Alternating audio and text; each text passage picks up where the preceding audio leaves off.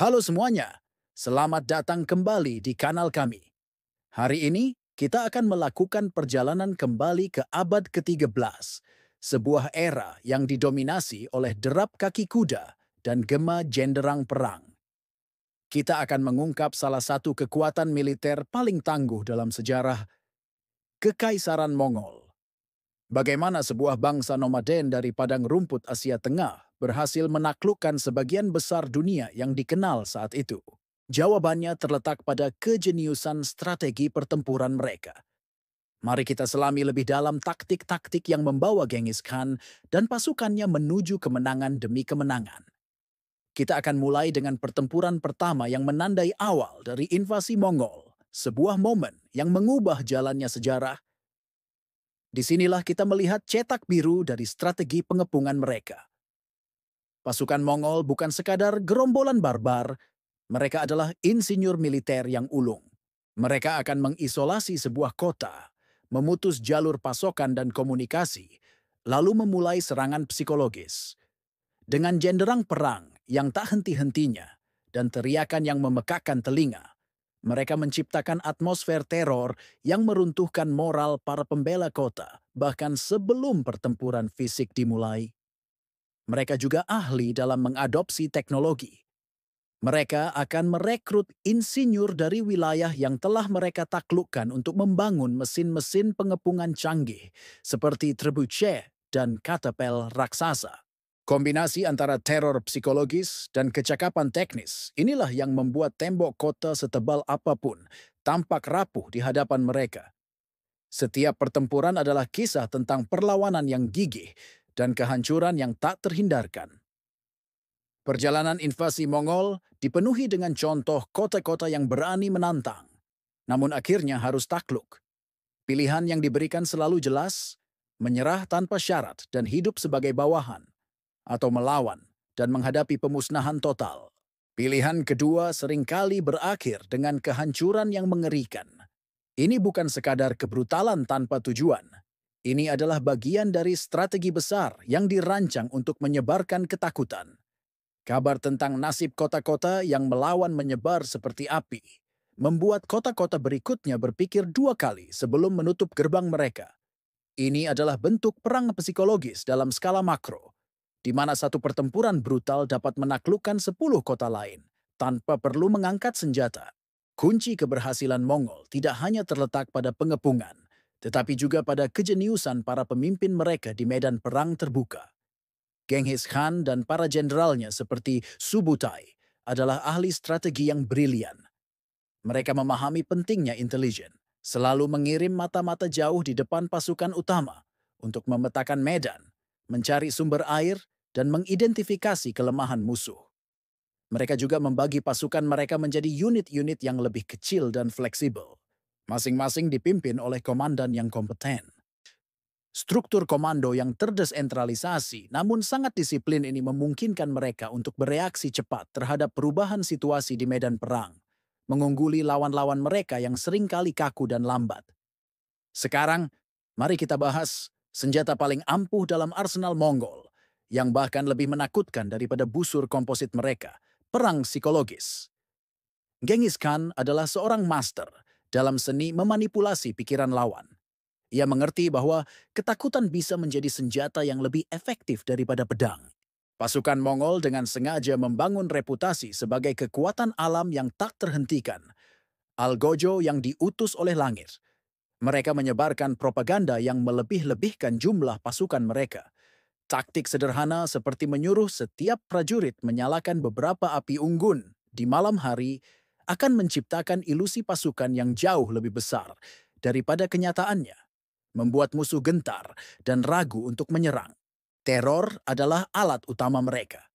Setelah menaklukkan sebuah kota yang melawan, mereka seringkali melakukan pembantaian massal, hanya menyisakan beberapa orang untuk melarikan diri dan menyebarkan kabar kengerian tersebut.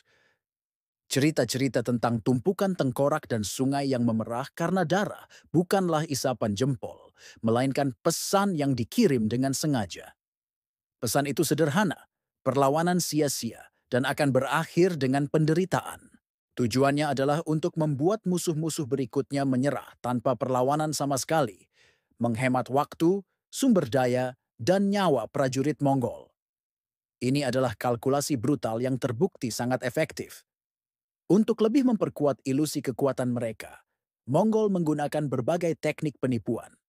Selain trik api unggun, mereka terkadang mengikat manekin atau boneka jerami ke kuda cadangan untuk membuat pasukan mereka terlihat lebih padat dari kejauhan.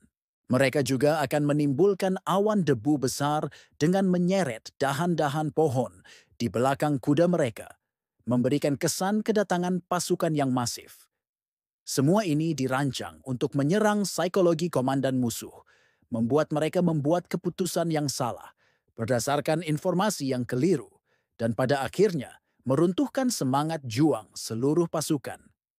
Salah satu manuver taktis paling terkenal dan mematikan yang sering digunakan oleh bangsa Mongol adalah mundur pura-pura atau feigned retreat. Taktik ini terlihat sederhana, namun membutuhkan disiplin dan koordinasi yang luar biasa. Pasukan Mongol akan menyerang barisan depan musuh, bertempur sebentar, lalu tiba-tiba berbalik dan berpura-pura melarikan diri dalam kepanikan. Musuh yang kurang waspada, merasa di atas angin, dan tergoda oleh prospek kemenangan mudah, seringkali akan pecah formasi dan mengejar mereka secara membabi buta. Inilah jebakan yang sesungguhnya. Pengejaran ini menciptakan rasa aman yang palsu bagi musuh. Mereka berpikir bahwa Mongol telah dikalahkan dan moral mereka hancur. Mereka akan terus maju, semakin jauh dari posisi pertahanan awal mereka, dengan formasi yang semakin berantakan. Disinilah aspek psikologis bermain peran. Keserakahan untuk menghabisi musuh yang melarikan diri, mengalahkan penilaian taktis yang bijaksana. Mongol, dengan kesabaran luar biasa, akan terus memancing musuh masuk lebih dalam ke wilayah yang telah mereka pilih sebelumnya untuk sebuah penyergapan. Dan kemudian, pada saat yang tepat, jebakan itu pun beraksi. Setelah musuh cukup jauh dan formasi mereka completely shattered, sinyal akan diberikan. Pasukan Mongol yang tadinya melarikan diri akan tiba-tiba berbalik dan menyerang balik dengan ganas.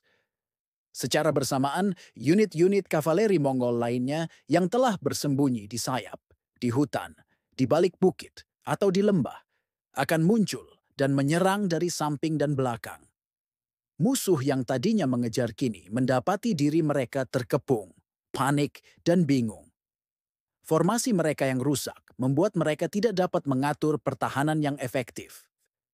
Manuver ini secara efektif mengubah kekuatan musuh menjadi kelemahan mereka.